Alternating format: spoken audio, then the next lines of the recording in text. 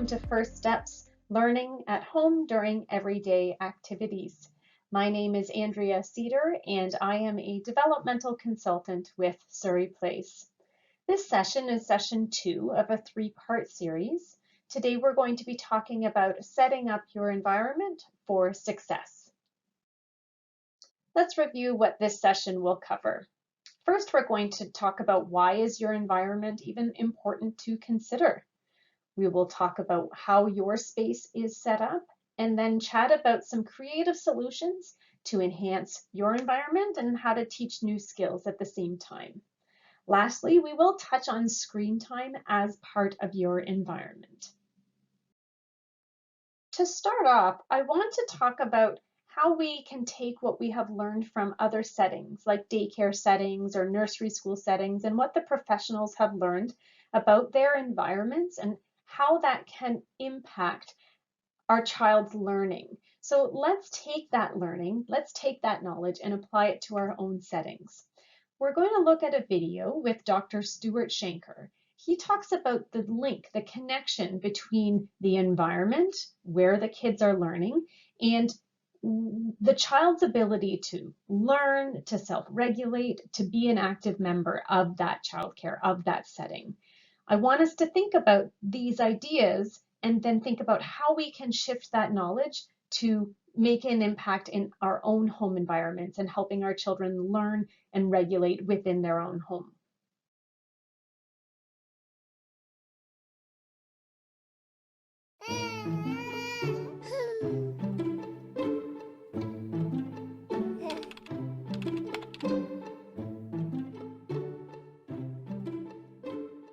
One of the more challenging questions that we have to address is how do we create an environment, especially an environment in an early childhood setting, which will really help children self-regulate. Why is it so challenging? Well, it's challenging because no two children are the same. You might think that the way to do it is to say, go in and create this perfect environment where, I don't know, we paint the walls beige and there's nothing on the walls. But now you have a problem. Children's needs can vary not just from child to child, but the same child may have different needs during the day or from day to day. What we want to do when we create these environments is create choice. You may have one child that needs a lot of visual stimulation in order to be calmly focused and alert. But another child finds too much visual stimulation overloading. So what we want is we want to have, say, one part of our room where there's lots of stuff going on, lots of visual stimulation, and another part where it's visually calm, where it's visually quiet. And when we do this, we see something very interesting, and that's how the children will naturally gravitate day after day to those parts of the room where they are most comfortable. And we want to give the children a say. We want them to become sort of like the architects, the masters of the environment where they're happiest. How would you like this to look? You know, what do you want on the floor or on the walls? And they are remarkably perceptive once we start to explain to them what self-regulation feels like. We also want to provide them, especially in this age group that we're concerned with here, with lots of different kinds of self-regulating materials or almost prosthetics. So what we'd like to do is we'd like to have areas where the children are learning and calming. This is the idea that we want. We want to create these islands in our rooms. Right? So this is how we start to look at our environment. And finally, there's a very interesting aspect of all this, and that's the effect on our own self-regulation. And so what we find is that the teachers or the educators' stress levels drop quite dramatically just by having a self-regulated classroom.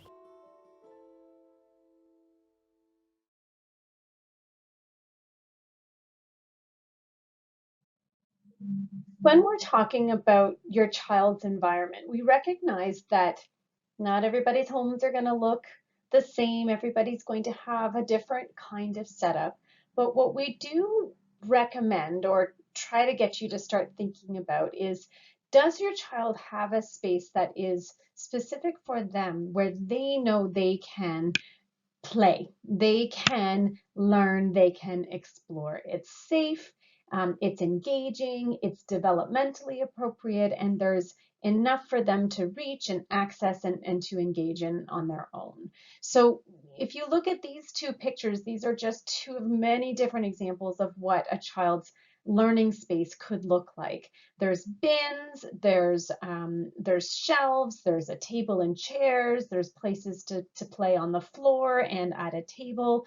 So it's going to look different for everybody, but what the important part is that it is a common space for children to play and learn. And the space that your child uses is going to grow and change with them, right? So some toys and some activities are going to be very appropriate for when your child is an infant. Maybe the picture with the alphabet puzzle pieces is more for an infant than it is for a preschooler. Um, and depending on your child's interests and needs, they're going to be drawn to certain toys and activities. So a tent, for example, might be a really great idea for a child who really just needs a space to go and to disconnect from everybody, or to have a little quiet zone for them to take a breather and to be in their own space. We want kids to know that there is a specific area for them to play, to learn, to grow. If the house or the home environment uh, is a little bit of everything all over the place, the children are going to have to navigate that. They're going to have to figure out before they start playing, can I play here? What can I play with?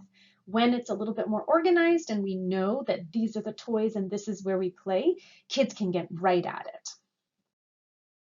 One of the first recommendations that we often give to parents is to try to organize your child's favorite toys, favorite activities into smaller bins and into smaller categories. And it can really help with a lot of great skills for children to have. One of those is that it should help to increase the attention to one activity at a time, which is a really good skill to have. Instead of having all of your toys in one big bin and bouncing back and forth from all sorts of different activities, we can say, okay, it's time to play. Let's pick one bin. Let's play with the blocks. Let's take them out. Let's play, play, play. When we're done, we say blocks are all done. We know exactly where to put them, and we put them back on the shelf or in the closet, wherever you store them.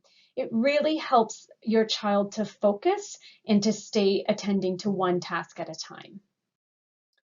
We can even take that to another level where we can put pictures or words, label those bins, and help our child recognize that the picture symbolizes the actual item that's inside the bin. So we're helping them learn and understand a number of different things. It helps our children understand that things can be put into different categories. So we can match certain things together. All of the cars and trucks and trains go in this bin. All of the blocks, the Legos, and um, the the different kind of building materials go in this bin. So we can stay organized that way. We can help them understand the concepts of putting things into categories. We can also encourage language if we have maybe the loose pieces into Ziploc bags. And so if we're doing a puzzle, we can give one piece at a time to the child instead of them having full reign over the whole activity. And we can encourage language development, waiting, and turn taking, all with just organizing our pieces into a smaller container. Another really fun tip that we share with families is that one way to get your child to be engaged with the toys that you do have is to either limit the number of toys that you have available or reduce them, right? So instead of having a massive container filled with all of the cars and trucks and toys of the world, we might just have 10 of their most favorite cars and trucks. Um, and then that way they can, again, really focus on the activities that they have right there with them instead of having to look through everything to find their favorite to play with. The other thing that we suggest is to maybe rotate through toys. So you have your car bin, you have your block bin, you have your train bin, you have your dolls and pretend play. And maybe one week you have two of those containers out and the other two away. And then you can rotate through. And sometimes the kids are like, wow, this is like a brand new toy. Even though it's not new to you and to your family, it may seem that way to them. And you get a little bit longer use out of them. And it's like you've bought a whole bunch of new toys for your children to play with. Sometimes we even recommend, if you have maybe other parents in your building or on your street who have children around the same age, try to do a toy swap every couple of months. Put some toys that are in your child's library and put them in a bin, wipe them down and send them off to another family, and then you'll get another bin in return. And then all of a sudden you haven't had to go shopping, but you have a whole bunch of new toys. Certain libraries and community centers have toy libraries, and so you might be able to find some new things there. Again, we don't want you to break the bank, so Kijiji or Facebook Marketplace or your local Value Village or Salvation Army are all wonderful places to find great deals, garage sales, great deals on new toys that just need a second life with you and your family. When we talk to parents about what their goals are for their children, sometimes it's we want our kids to be ready for daycare or for school. And a big skill to have when you go to daycare or school is the ability to sit at a table and do an activity or eat a meal. And so sometimes we recommend to families to find a little way to have your child sit at a table and create a table time area. So again, secondhand or maybe trying to find a stool that can go up to a coffee table, but finding a way to have your child come and sit at the table. And teaching them to sit at the table obviously is it's a skill that will take time. So we can't expect them to, just because we have a table and chairs for them, to know how to sit there. So we might want to start off with just really small, short expectations. Come and do 2 puzzle pieces, and then while you're sitting at the table, and then you can go and play with your cars on the carpet, right? And then we can start building the expectations as they start to get used to sitting at the table. Maybe make sure that you reduce the distractions around that table so that when we are asking them to sit and to focus, that they have the ability to do that without too many distractions around them. One strategy that we often recommend is to use visual supports within your home environment. They're really important tools for increasing language and communication. They can help to communicate environmental expectations, and they can also provide structure and routine. Visuals can be real objects or modeling, gesturing, you being the visual support, or they can be pictures or images that are either cut out from magazines or printed off on your computer. If you are interested in learning about different ways to use visuals or to make your child's environment a little bit more conducive to learning by making it more visual, we are going to talk about visual supports in the third session, the third part of these First Steps workshops. So the session 3 has to do with positive behavior supports, and there'll be lots more information on how to use visuals or to make your child's life a little bit more visual in that session. So the main focus so far has really been to talk about the routine of playing, right? We've talked about how to make play be supported within the environment. And really, play is the most important work your child will do. We have to go to work and earn money, but our kids' job is to learn how to play. And that's how they're going to really gain all of the most important skills in their childhood. We want to think about other routines and how the environment can impact those routines as well and the success of those routines. So thinking about the sleep routine, is the child's room where they sleep, is it dark? Is it free from lots of distractions and toys? Is it a place that is calming and relaxing, right? When it's bath time or bathing time, do we have all of the right kind of supports in place? Is there something on the bottom of the shower so that they don't slip and be worried about bath time or shower time? Mealtime, do they have a comfortable place to sit? Can they, do they have the right kind of utensils if they're using utensils that fit their level of development within that routine? So think about all of the different routines that you have throughout your everyday and think about how the environment can impact that.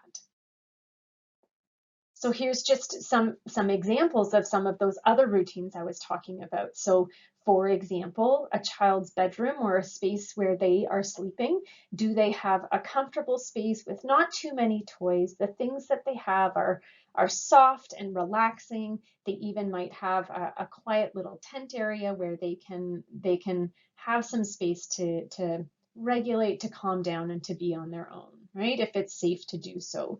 So thinking about the environment for sleep, are we doing everything we can to maximize that sleep routine by making the environment conducive to that? For example, with mealtime, are you all sitting down together to eat, or is your child not able to watch other people eat so that they are maybe not understanding what's expected of them when it's mealtime? Do they have plates and dishes and cutlery that fit their size and their level of development? Is it a positive and happy space for them to learn new skills when we're sitting down to eat? So a hot topic, right, is screen time, and especially um, once we've lived through a pandemic where we've been relying on screens to get us through school and work and life. Screens are a part of our everyday lives.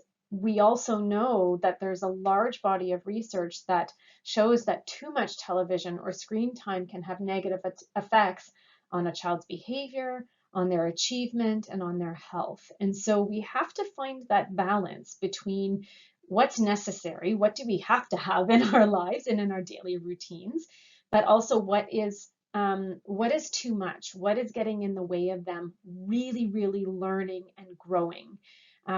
We want to pay attention to the things that they are watching, the content, and research is showing that what children are watching is just as much important as how much they are watching.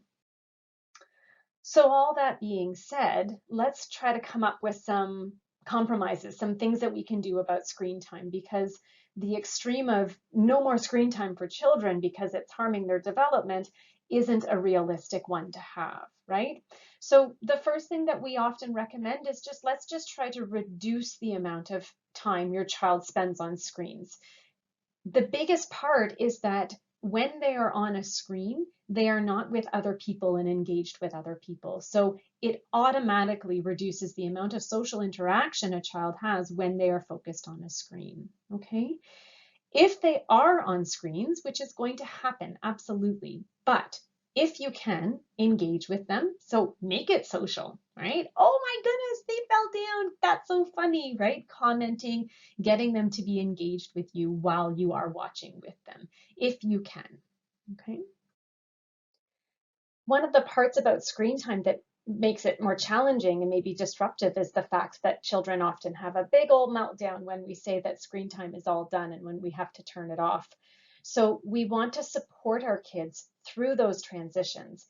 One of the ways that we do that is by giving them lots of warnings, right? So we can say 2 more minutes or 5 more minutes or 1 more episode. And make sure that you first have their attention when you give them that warning. If they're not actually listening to the warning, it's not going to make a big difference.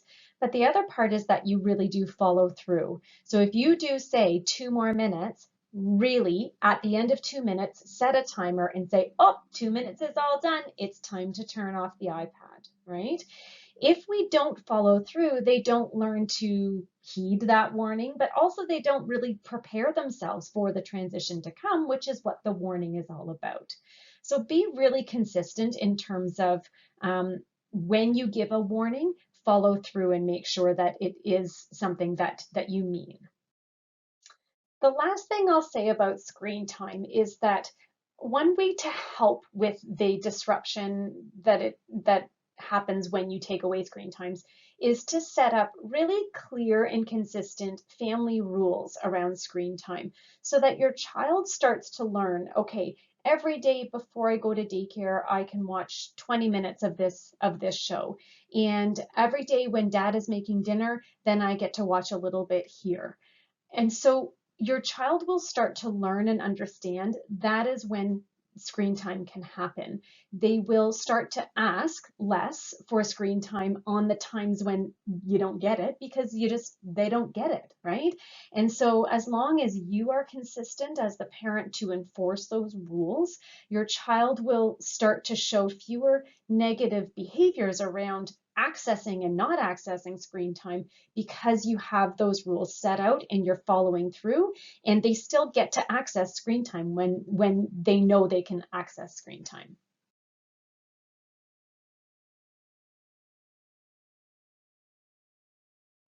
So that's it for session 2. Thank you so much for attending. So if you missed it, there's a session 1 all about early intervention and routines. And then coming up next, we have session 3, which is all about positive behavior supports.